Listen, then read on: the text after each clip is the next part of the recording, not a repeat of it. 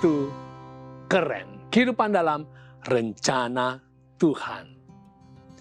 Pancasila adalah ciri khas orang Indonesia.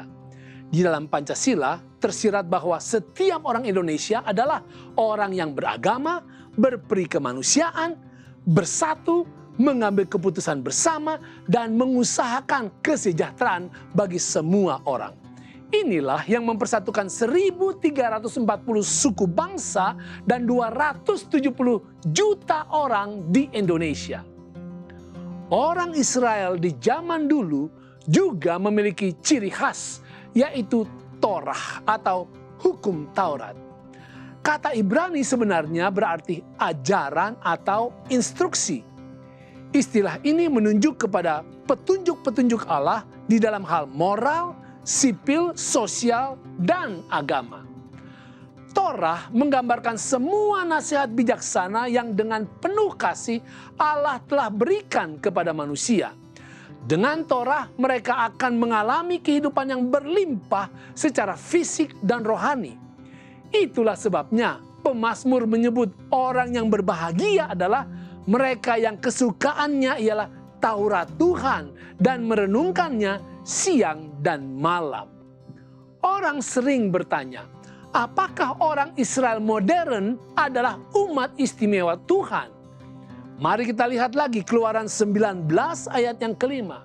Ketika janji itu diberikan, dikatakan, jadi sekarang jika kamu sungguh-sungguh mendengarkan firman-Ku dan berpegang pada perjanjian-Ku, maka kamu akan menjadi harta kesayangan-Ku sendiri dari antara segala bangsa, sebab Akulah yang empunya seluruh bumi.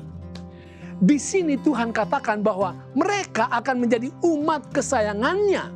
Tetapi Tuhan nyatakan bahwa hal itu hanya terjadi jika mereka mendengarkan firman-Ku dan berpegang pada perjanjian-Ku.